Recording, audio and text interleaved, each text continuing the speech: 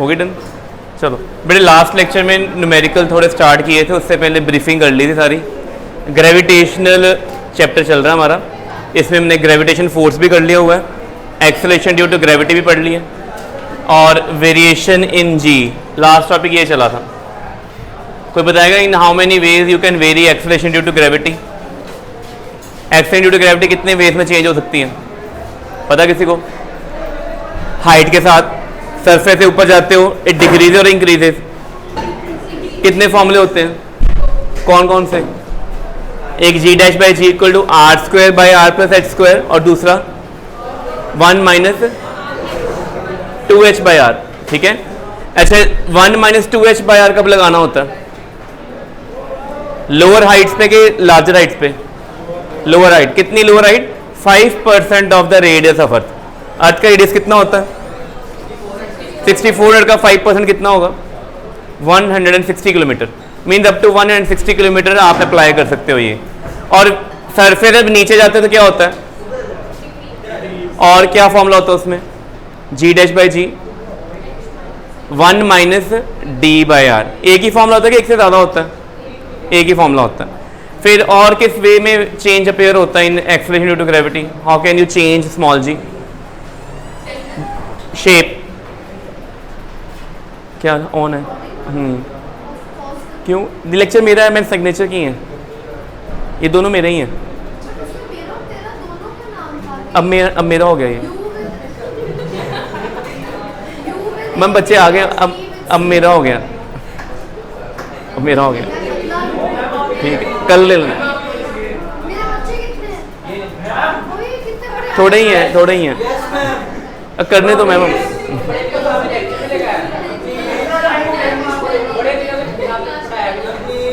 जाने दो, रहने दो, नेक्स्ट कल देख लेना।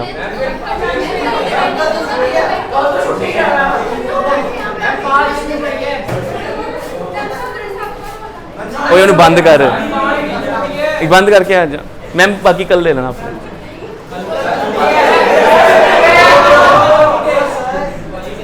उधर चल, ओए उधरों चल, गवाची कहाँ? बनाओ भी गोदी गोदी पाओ। चलो अच्छा, अगम सीन हो गया सेटल, पढ़ लिए थी। If you don't have mind, मतलब इफ़ यू डोंट माइंड पढ़ लिए। चलो अच्छा, वेरिएशन ऑफ जी हाइट से चेंज होती है, डेप्थ से चेंज होती है, फॉर्मूले कर लिए। पेपर में क्वेश्चन आएगा, 5 मार्क क्वेश्चन में दोनों प्रूव करने होते हैं। 5 मार्क नहीं आया तो न्यूमेरिकल तो आएगा ही आएगा। ठीक है, और वेरिएशन किससे होती है? Due to shape. अर्थ की शेप एग्जैक्टली सफ़ेद है कि ऑब्लेट है? ओवल नहीं कहेंगे, ऑब्लेट करेंगे। हल्का सा ब्रॉडनेस है, कहाँ पे? इक्वेटर पे ज़्यादा ब्रॉड है कि पोल पे? इक्वेटर का रेडियस 6411 किलोमीटर होता है, पोल पे कितना होता है? 6379 किलोमीटर। और स्मॉल जी का कोई फॉर्मूला बताए, वो तो वैल्यू है, formula gm by R square. m किसका मास है, बॉडी का कि अर्थ का? क्या स्मॉल जी बॉडी के मास पे डिपेंड करती है? अभिनंदन मुश्किल नाल पास होया सी, अगली तो फेल है, लिखवा ला मेरे को जे इदा करे। कॉपी खोल लै, इन्नी दूर स्कूल पढ़ना ना, कॉपी भी लिख लिया करो। फाइनल च जे कॉपी ना बनी ना ताड़ी, फिजिक्स असैसमेंट भूल जाना। ठीक है, 30 मार्क्स चो 11 नंबर दिते हुए मैं लास्ट ईयर, जिन्होंने फिजिक्स की कॉपी नहीं बनाई थी। ठीक है, फिर ना कहना साढ़े 30 चो 11 मार्क्स आए हैं, 12 मार्क्स आए हैं। कॉपी अपनी जरूर प्रिपेयर किया करो। ठीक है, एंड में कॉपी होनी चाहिए आपके पास। अच्छा, कॉपी पे लिखो सब कुछ। अच्छा, मैं एक बता रहा था कि ऑब्लेट शेप है, gm बाई आर स्क्वायर। क्या small g radius of earth के डायरेक्टली प्रोपोर्शनल है कि इनवर्सली प्रोपोर्शनल है? रेडियस इंक्रीज होगा तो जी क्या होना है? डिक्रीज। वेरिएशन में ग्राफ भी पढ़ लिया था। ठीक है, फिर और कोई वे है स्मॉल जी चेंज होने का? Due to rotation of earth. कल वाला लास्ट टॉपिक यही था, पूरा एक लेक्चर हमने यही काम किया था। अर्थ अगर रोटेट कर रही है उससे जी की वैल्यू क्या हो रही है? कम हो रही है। ठीक है, तो लास्ट पार्ट ये था। अब नेक्स्ट उसके बाद शुरू होना ग्रेविटेशनल फील्ड। ठीक है, तो हमारा कौन कौन सा टॉपिक हो गया हुआ है? ग्रेविटेशनल लॉ कंप्लीट कर लिया, वेक्टर फॉर्म भी कर ली, एक्सेलरेशन ड्यू टू ग्रेविटी की बात कर ली, उसमें वेरिएशन 4 वेज में आती है वो भी कर लिए। ठीक है, नेक्स्ट टॉपिक है ग्रेविटेशनल फील्ड। हेडिंग डालो। सबसे पहले कोई बताए ग्रेविटेशनल फोर्स कॉन्टेक्ट फोर्स है कि नॉन कॉन्टेक्ट? Non contact. अपनी कॉपी पे हेडिंग डालो ग्रेविटेशनल फील्ड लिख के, पहला वर्ड तो ये लिखो ग्रेविटेशनल फोर्स क्या होती है? Non contact force. ठीक है, और हर नॉन कॉन्टेक्ट फोर्स के साथ फील्ड इंटेंसिटी एसोसिएटेड होती है। लिख लो, with every non contact force, with every non contact force field intensity, लिख लो कॉपी पे, फील्ड इंटेंसिटी एसोसिएटेड। क्या मतलब हुआ इसका कि जहां जहां नॉन कॉन्टेक्ट फोर्स होगा वहां पे एक वर्ड आएगा फील्ड, एक वर्ड आएगा इंटेंसिटी। अभी पहले शुरू करेंगे फील्ड से, ठीक है। अर्थ यहाँ पे है, ठीक है। अर्थ के पास कोई भी ऑब्जेक्ट हो, उससे 1 किलोमीटर सरफेस से ऊपर हो जाए या सरफेस अंदर चले जाओ या 100 किलोमीटर ऊपर चले जाओ, कांटेक्ट बन रहा है अर्थ के साथ 100 किलोमीटर ऊपर जाके, सरफेस से ऊपर चले गए 100 kilometre, is there any contact, still body is attracted toward earth और नॉट, तो इसका मीन नॉन कांटेक्ट फोर्स। अच्छा, अर्थ की अट्रैक्शन स्ट्रॉन्गेस्ट कहाँ पे है, सरफेस पे, इनसाइड क्या आउटसाइड? सरफेस पे वैल्यू जी की क्या है, स्मॉल जी की मैक्सिमम है। इनसाइड जाते हैं तब भी डिक्रीज होती है, आउटसाइड जाते हैं तब भी डिक्रीज होती है। इसका मीनिंग क्या होता है कि you can see the area और द पोर्शन और the 3 dimension region around the earth where its influence can be felt. लिख लो, वो सारा एरिया, वो सारा वॉल्यूम अराउंड द अर्थ जहां पे हम अर्थ की क्या फाइंड आउट कर सकते हैं, इन्फ्लुएंस। इन्फ्लुएंस का meaning, is there any kind of force on the body due to earth और नॉट। अगर किसी बॉडी के ऊपर फोर्स लग रही है अर्थ के आसपास या दूर जाने पे, वो क्या, कौन से रीजन में होगा, ग्रेविटेशनल फील्ड में। और अगर कोई बॉडी ग्रेविटेशनल फील्ड से बाहर निकल जाते तो क्या होगा, लंघ जा। अगर कोई बॉडी ग्रेविटेशनल फील्ड तो बाहर निकल जाती है, क्या होते, कोई इन्फ्लुएंस लगेगी अर्थ से? नहीं। तो लिख लो, ग्रेविटेशनल फील्ड क्या होता है, 3 डायमेंशनल स्पेस और रीजन, 3 डायमेंशनल स्पेस और रीजन अराउंड, 3 डायमेंशनल स्पेस और region around earth, around earth where its influence can be felt। ठीक है, लग गया पता? क्या मैंने कोई फॉर्मूला बताया अभी ग्रेविटेशनल फील्ड काउंट करने का? ये डेफिनेशन कौन सी है, क्वालिटेटिव है कि quantitative? Quantitative means measurement. Is there any measurement I have written, या मैंने कोई डिक्टेट की हो कोई मेजरमेंट फॉर्मूला? सिर्फ क्या बताया, फॉर्मूला। अब आप खुद बताओ, ये अर्थ है, अर्थ के इस जगह पे फील्ड्स, उसकी स्ट्रेंथ ज़्यादा होगी कि इधर ज़्यादा स्ट्रेंथ होगी?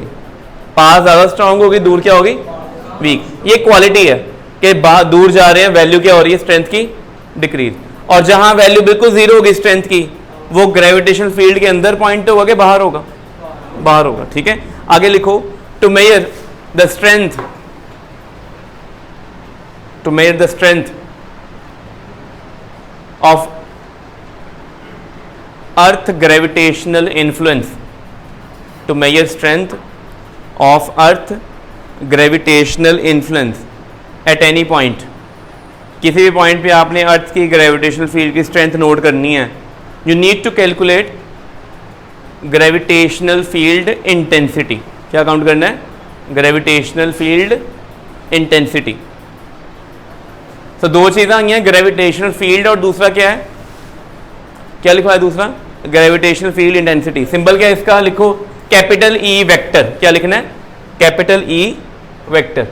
चैप्टर का टॉपिक बहुत इंपॉर्टेंट है, नेक्स्ट ईयर आपने ना +2 में पहला चैप्टर पढ़ना है इलेक्ट्रोस्टैटिक्स, उसमें इलेक्ट्रिक फील्ड आएगी। जो हम यहाँ ग्रेविटेशनल फील्ड के साथ करेंगे वही काम हमें वहाँ करना है, बिल्कुल रिलेटेड टॉपिक है, सिर्फ फॉर्मूला ही फर्क होना, बाकी सब सेम आना। ठीक है, अच्छा लिख लिया इंटेंसिटी वेक्टर। अब इंटेंसिटी वेक्टर निकालते कैसे, लिखो method to calculate, method to calculate gravitational field intensity of earth, method to calculate gravitational field intensity of earth. जशन एनु कर कैमरन सेट, बोर्ड आ गया पूरा, पूरा आ रहा है, तक आना, ठीक है। चलो देखो इधर, ये कौन है, अर्थ, रेडियस कितना होता, हाँ ठीक है, पॉइंट क्लियर हो गया।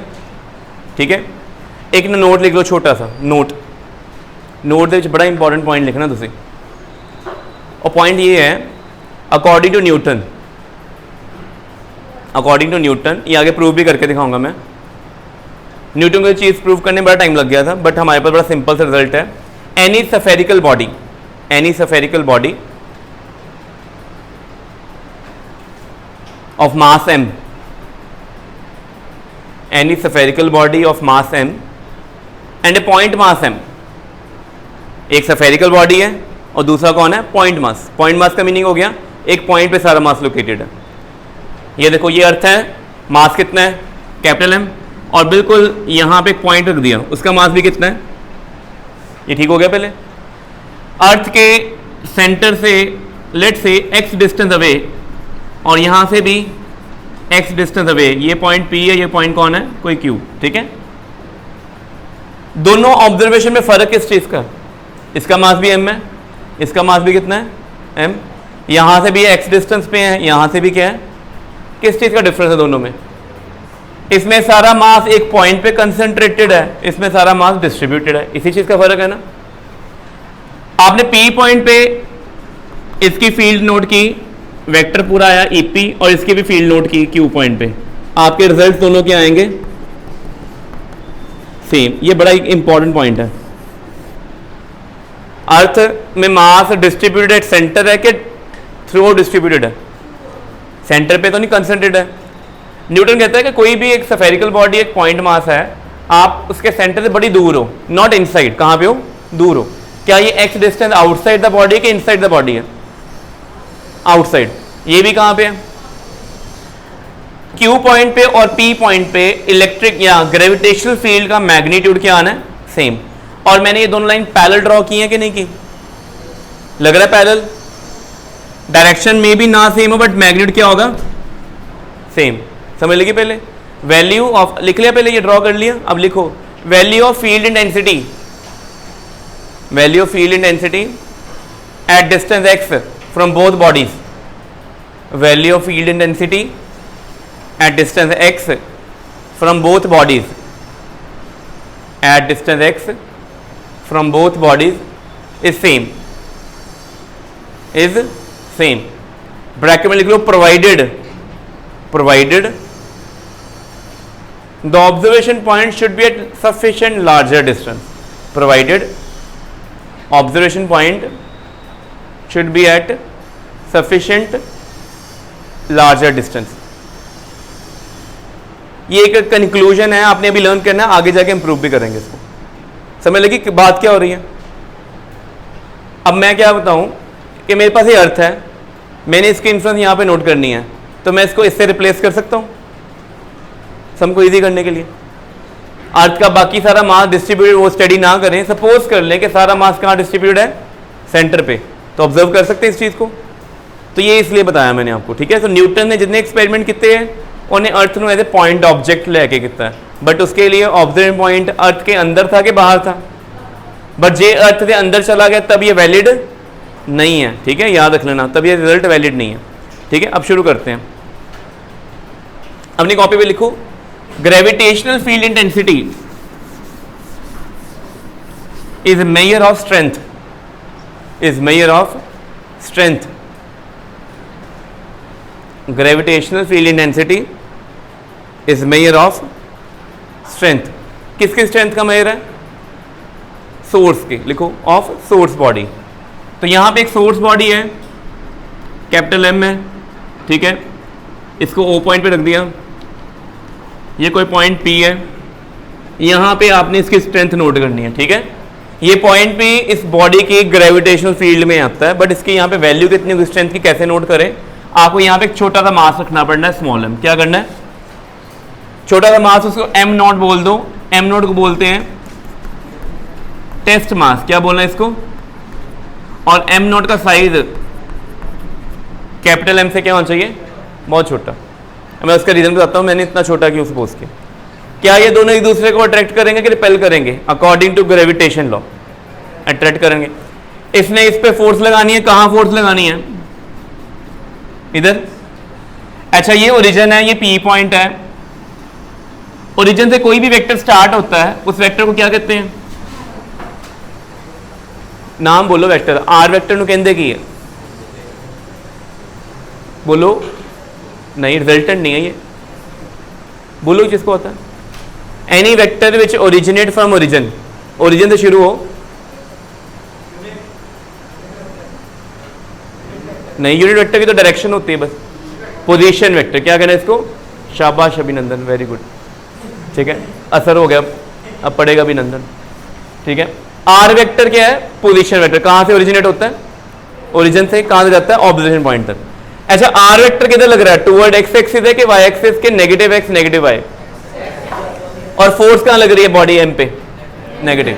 तो सिंपल सी बात है, force on M nought vector form में बताओ, फॉर्मूला आएगा G M nought R square, ये ठीक लिखा मैंने।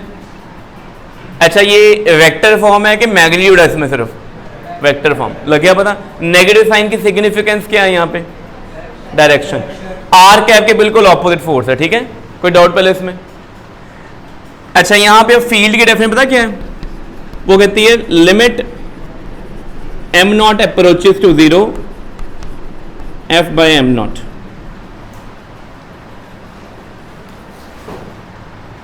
लिमिट क्यों लगाई, लिमिट लगाई भी क्या है, एम नॉट क्या है, 0 के इक्वल है कि 0 के अप्रोच कर रहा है, इसका मीनिंग बहुत छोटा मास है।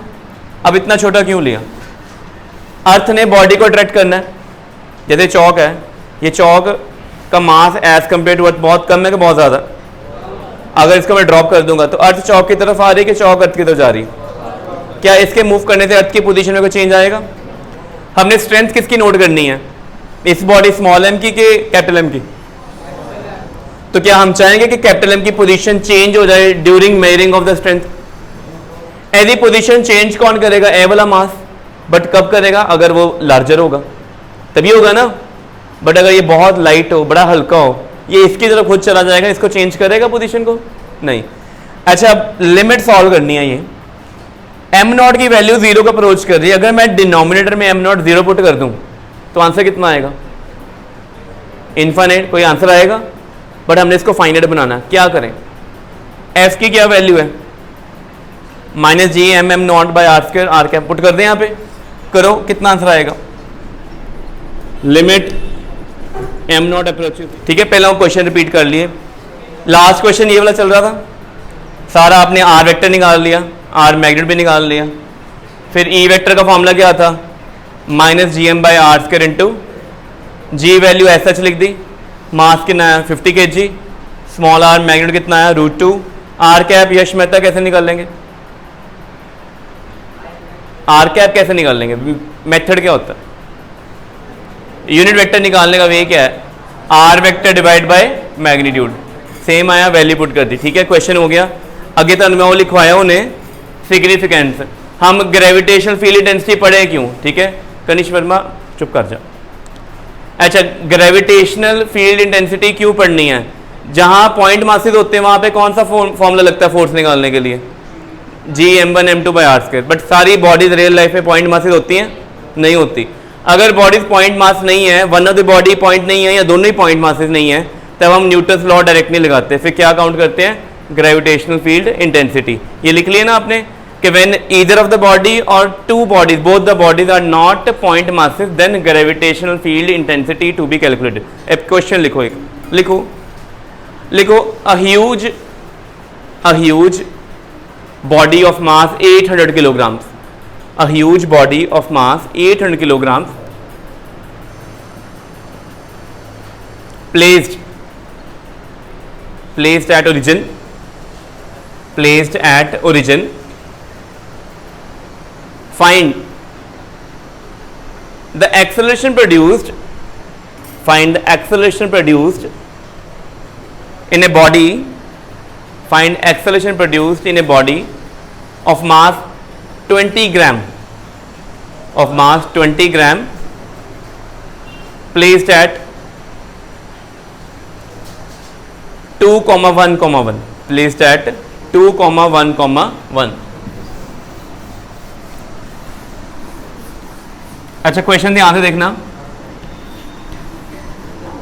ये कोई बॉडी है बहुत बड़ी है, कहाँ पड़ी हुई है, ओरिजिन पे। बॉडी ओरिजिन पे पड़े होने का मीनिंग क्या है कि बॉडी का सेंटर मास ओरिजिन है कि बॉडी का कोई भी पार्ट ओरिजिन पे, सेंटर मास। जब कुछ नहीं बताया तो बॉडी का सेंटर मास, यहाँ पे पड़ी हुई बॉडी, मास कितना होता, 800 किलोग्राम, 211 पॉइंट ये आ गया,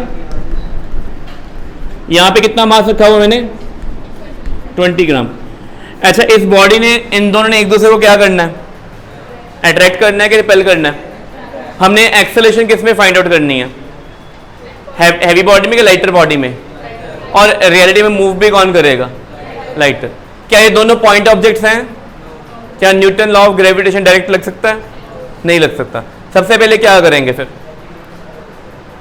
हमें सबसे पहले फाइंड आउट करना, लिखो at P gravitational field intensity कितनी है? क्या फॉर्मूला लगाओगे?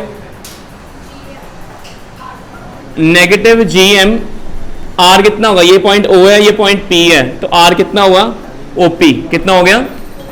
ओपी वेक्टर स्क्वायर ओपी का। माइनस साइन क्या शो कर रहा है? वी आर अलोंग ओपी के opposite to the OP. Formula clear हो गया? अब कनिष्क वर्मा बताइए आपके ओपी वेक्टर कितना आएगा?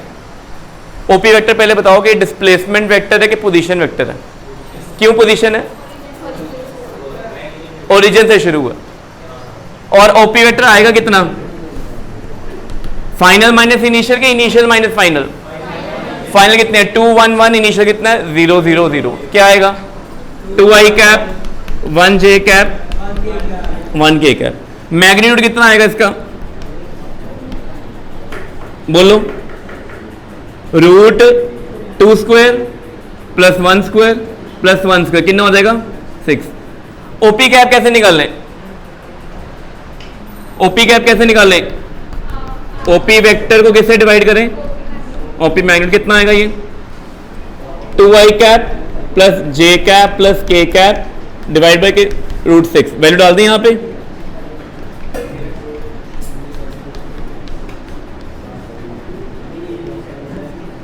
यहां तक आ गए? अच्छा, ये क्यों निकाला हमने ग्रेविटेशनल फील्ड इंटेंसिटी? बिकॉज दोनों में से एक बॉडी पॉइंट मास नहीं है। ठीक है, इस बॉडी को शेड कर देंगे कि नॉट ए पॉइंट बॉडी। अच्छा, अगर आपको देखो बेनिफिट क्या चीज है, ये था स्टेप 1। स्टेप 1 में क्या निकाला है? Field intensity. कहां निकाल ली है? एट एनी पॉइंट के पी पॉइंट पे, जिस पॉइंट पे फोर्स लगानी है। सेकंड पार्ट में क्या करना आपने? फोर्स किसके ऊपर स्टडी कर रहे हो? पी के ऊपर। किसके कारण? वहां पे मास कितना बढ़ा हुआ है? Small M. और वहां पे फील्ड इंटेंसिटी कितनी है वो नोट कर लो। ये होता है वे। अगर आपके पास दोनों बॉडीज पॉइंट है तो GM1/m2 आर्स के सीधा लगाना, कुछ नहीं करना। बट अगर आपके पास एक रियल लाइफ बॉडी है, बड़ी बॉडी है, ठीक है, उसके कारण किसी दूसरी बॉडी पे फोर्स लगानी है, तो पहले जहां फोर्स निकालनी है ना, वहां पे क्या काउंट करेंगे? इसकी फील्ड। क्या नोट करेंगे? फील्ड। नोट कर ली फील्ड आ गई। फिर क्या फॉर्मूला करना है? आपको फॉर्मूला लिखवाया था फोर्स का। क्या होता है? इलेक्ट्रिक फील्ड का, gravitational field, sorry, force by mass. Force by mass कौन होता है? Gravitational field. तो फोर्स का फॉर्मूला क्या होगा? Mass into gravitational field intensity. तो ये फोर्स किसके ऊपर लगेगी? अच्छा, हमने फोर्स निकालनी थी 20 ग्राम के ऊपर कि उसकी एक्सेलरेशन निकालनी थी? अगर हमें कार्तिक वाले नेट फोर्स पता हो और बॉडी का मास भी पता हो 20 ग्राम, एक्सेलरेशन कैसे निकालते हैं? F = ma। तो यहां पे लिख दो स्मॉल मास एक्सेलरेशन, कट गया, तो एक्सेलरेशन कितनी आ गई? तो यहां से एक बड़ा बहुत इंपॉर्टेंट कंक्लूजन भी मिला है कि जो acceleration produce in a body due to gravity, उसका अनदर नेम कौन है? Gravitational field intensity. ठीक है, पहले आंसर निकल जाएगा ये। इस सब में टेक्निक पता लगी करना क्या था? हमने एक बिगर बॉडी है, उसकी फील्ड इंटेंसिटी यहां निकाल ली, यहां पे पड़े हुए मास के ऊपर क्या निकाला? फोर्स। अगर फोर्स पूछा होता तो यहां तक रुकते, बट उन्होंने फोर्स पूछी थी कि एक्सेलरेशन पूछी थी, फिर ये भी करना पड़ा। और यहां से एक बहुत इंपॉर्टेंट कंक्लूजन मिला है कि acceleration due to gravity is equal to the electric gravitational field intensity. ठीक है, मैं सिंबल ई इसलिए यूज कर रहा हूं, +2 में भी हमने यूज करना ये। ठीक है, वैसे तो कई बुक्स में आई लिखा हुआ है, मिक्स ना हो जाए, ई यूज करना आपने। तो अपनी कॉपी पे लिख लिया, यहां तक नीचे के लिख लो note. Gravitational field intensity is numerically equal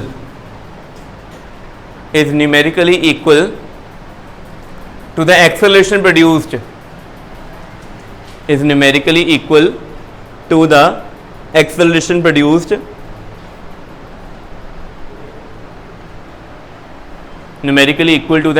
produced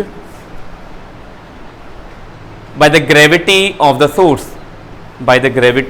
the source, ठीक है। ये जो बॉडी को खींच रहा है अपनी तरफ, उसकी ग्रेविटी है ना, वो फोर्स में जो बॉडी में जो एक्सेलरेशन प्रोड्यूस होगी वो किसके इक्वल आएगी? ग्रेविटेशनल फील्ड इंटेंसिटी के इक्वल। अब एक और क्वेश्चन करते हैं, थोड़ा सा लेंथी क्वेश्चन होगा। लिखो a rod of length 2 metre, लिखो a rod of length 2 metre,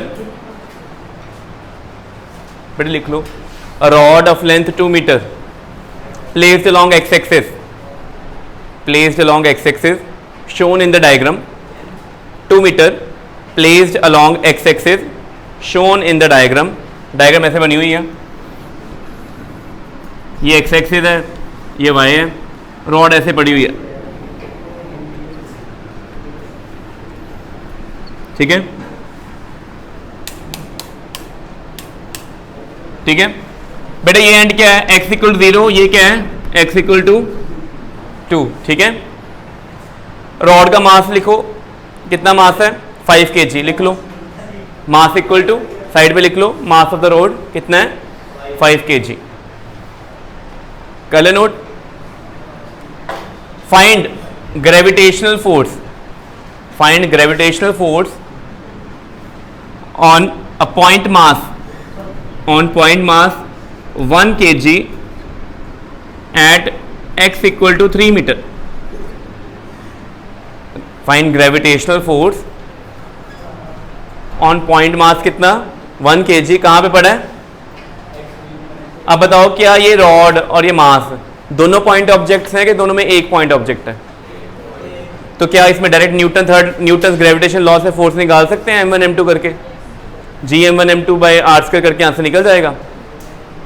कौन कहता है नहीं निकलेगा, बिल्कुल ठीक कह रहा वो, तुम क्या कहते हो बेटे। आंसर ये पॉइंट ऑब्जेक्ट है रॉड के, नहीं है, नहीं है रॉड। तो ये रॉड पॉइंट ऑब्जेक्ट नहीं है तो न्यूटन्स लॉ नहीं यूज कर सकते। क्या करना पड़ेगा, फिर से लिखो, स्टेप 1 लिखो, क्या करेंगे। ये ओरिजिन है, ये ए पॉइंट है, ये बी पॉइंट है। कौन बेटे, हमने यहाँ पे जो फोर्स नोट कर रहे हैं अर्थ और बॉडी में, बी पॉइंट पे बॉडी उस पे निकाल रहे हैं कि रॉड एंड बॉडी में निकाल रहे हैं। और रॉड पॉइंट मास है कि नहीं है, रॉड पॉइंट मास नहीं है। तो पहले क्या निकालेंगे, ग्रेविटेशनल फील्ड डेंसिटी कहाँ निकालेंगे, बी पे। फिर सेकंड पार्ट में क्या करेंगे, फोर्स एट बी कैसे निकलेगी।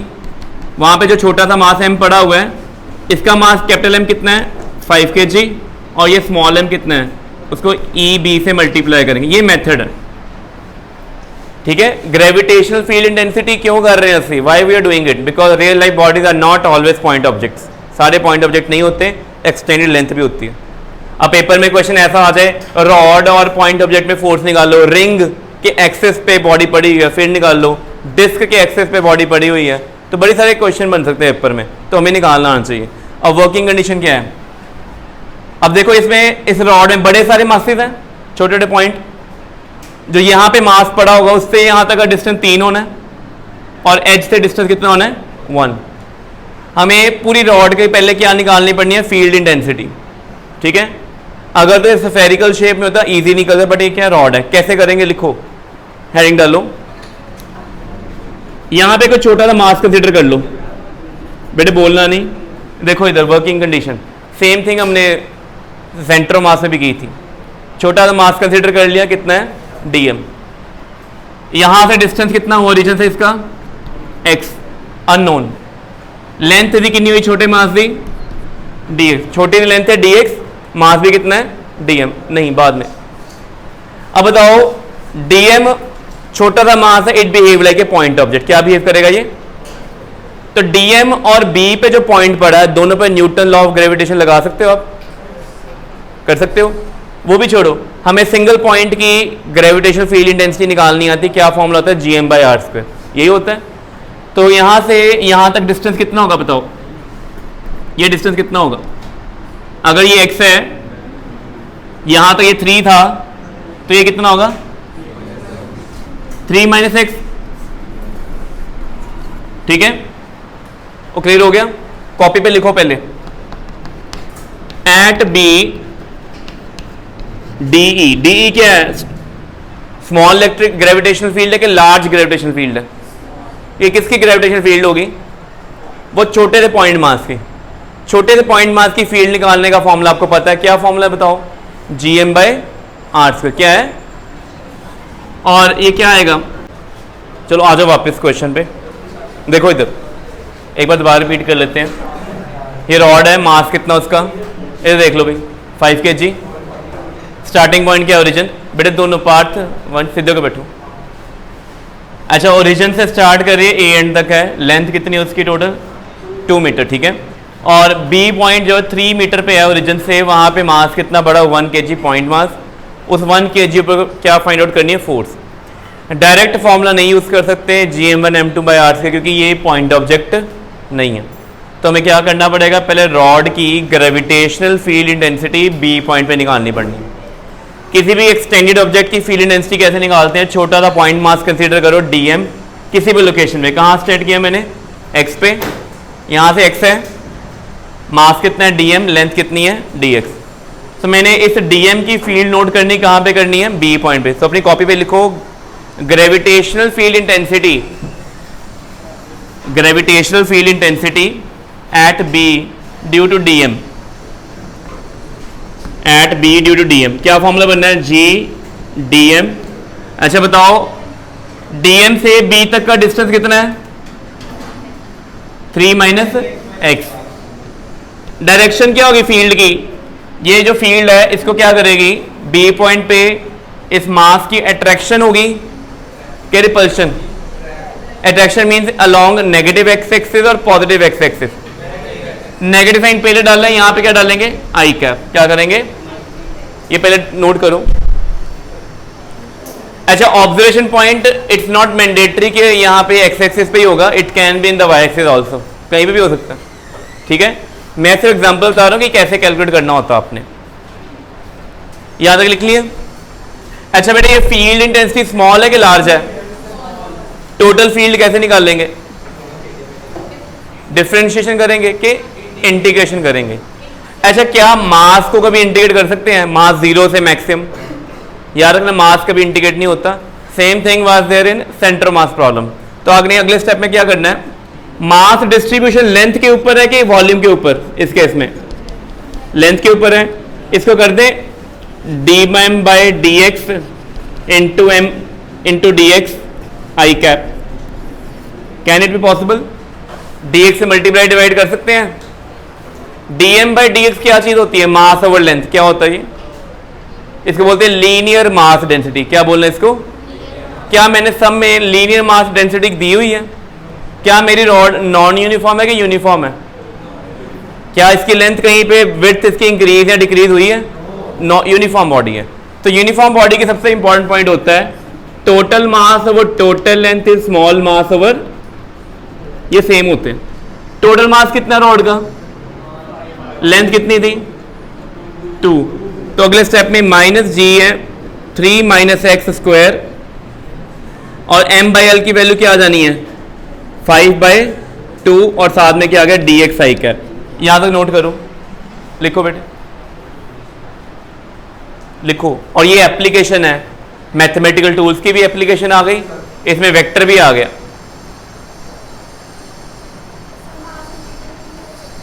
मास अगर इंटीग्रेट 0 से करोगे ना, कहीं पे मास 0 है रॉड में नहीं ना, इसलिए मास 0, मास को कभी इंटीग्रेट नहीं करना।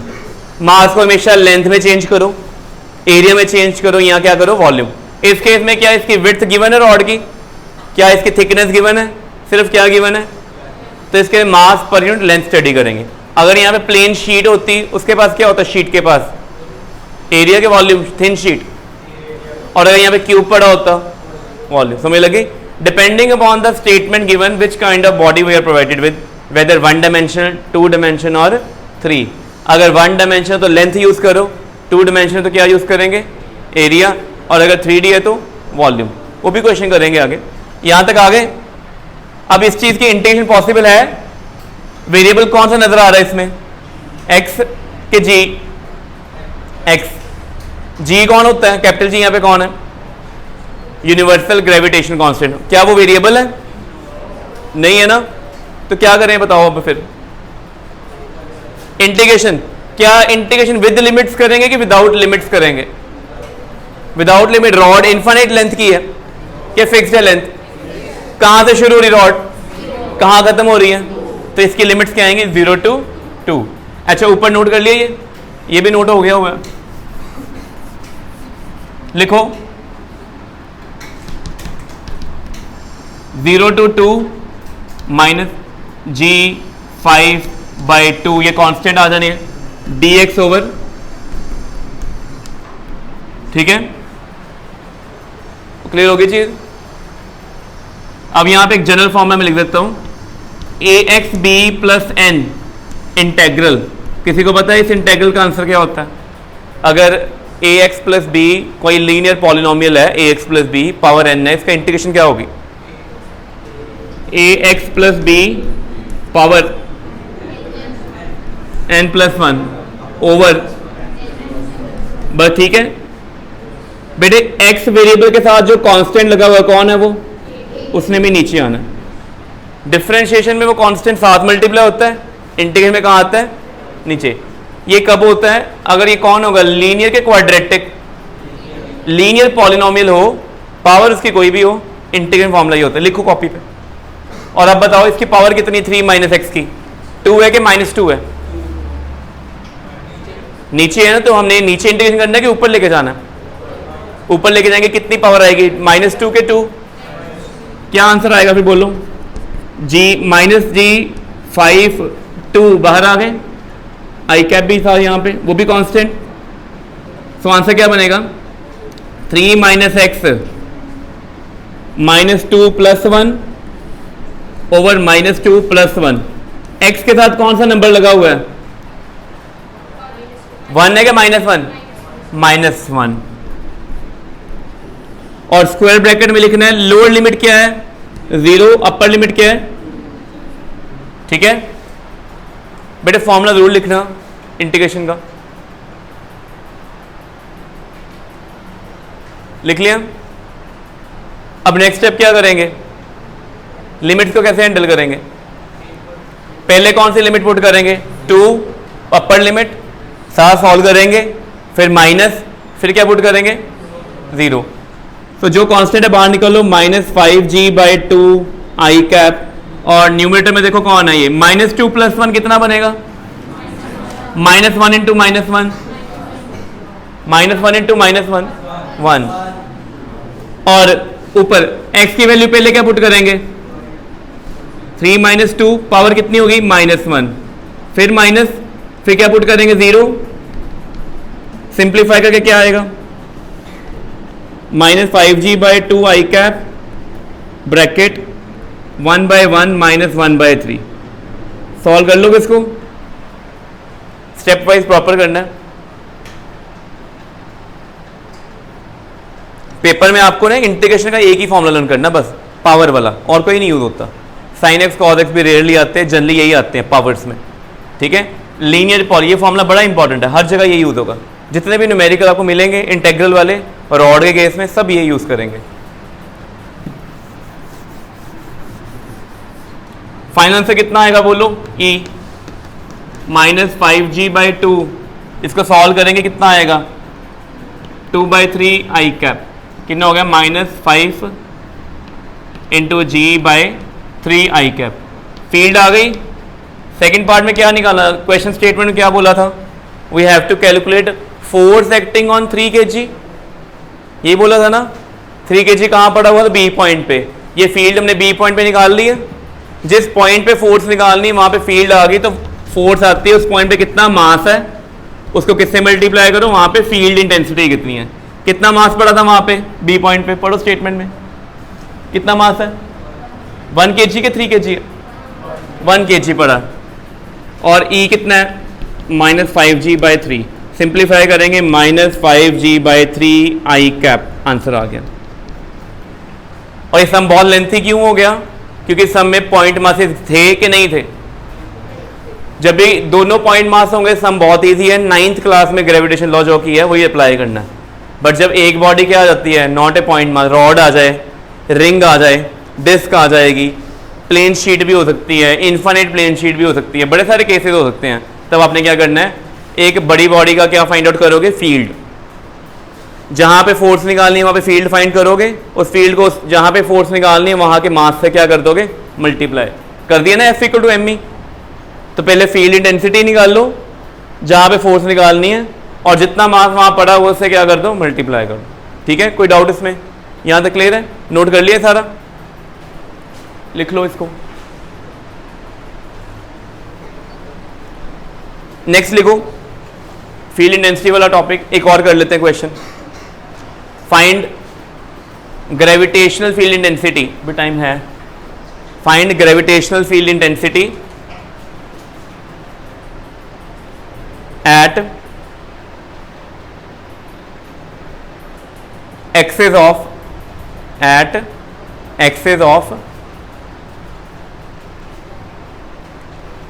Ring, at axis of ring of mass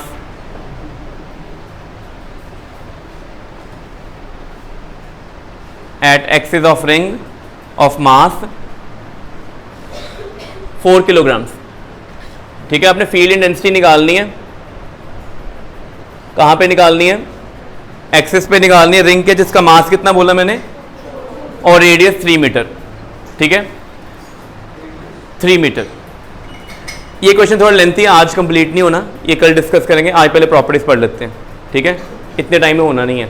अभी पहले इंपॉर्टेंट पॉइंट्स पढ़ लें। ठीक है, पहला पॉइंट पढ़ो। पार्थ, पहला पॉइंट क्या लिखा हुआ है? कौन किसकी बात कर रहा है? ये ग्रेविटेशनल फोर्स की बात कर रहा है कि ग्रेविटेशनल फील्ड इंटेंसिटी की? वेक्टर क्वांटिटी है। ये हमेशा अट्रैक्टिव होती है कि रिपल्सिव भी हो सकती है? Gravitational force and field can not be repulsive, याद रखना है, दे आर ऑलवेज अट्रैक्टिव। ठीक है, gravitational force is always attractive in nature. अच्छा, I equal to F by M, ये लिखा ना हमने, E equal to F by M. ये क्या मीनिंग है? फॉर्मूला आ गया। ये फॉर्मूला कब अप्लाई करते हैं? जब आपने किसी बॉडी के ऊपर ग्रेविटेशनल फोर्स निकालनी है, but source body point mass होगी कि नॉट ए पॉइंट मास, तो आपको पहले क्या फाइंड आउट करना पड़ेगा? इंटेंसिटी। एक मेथड न्यूमेरिकल किया ना हमने, उसमें ये किया था। नेक्स्ट क्वेश्चन, ग्रेविटी इंटेंसिटी क्या लिखी हुई है? जीरो कहां पे होती है? ये जीरो कहां पे होती है? इन्फिनिटी। इसका मीनिंग अर्थ की ग्रेविटेशन फील्ड इंटेंसिटी कहां पे जीरो की? बहुत दूर जाके, बहुत पास। अर्थ के 36,000 किलोमीटर सरफेस, यहां खड़े हैं हम, यहां से 36,000 किलोमीटर ऊपर चले जाओ, वहां पे भी सैटेलाइट रिवॉल्व कर रही है अर्थ के राउंड। इसका मीनिंग 36,000 किलोमीटर कितना डिस्टेंस है? अगर मीटर में चेंज करेंगे तो 36 × 10⁶ मीटर हो गया। इतना ज़्यादा डिस्टेंस है। स्टिल वहाँ पे फील्ड जीरो नहीं है। फील्ड जीरो कहाँ पे होती है? इन्फिनिटी पे। ये जो फॉर्मूला लिखा है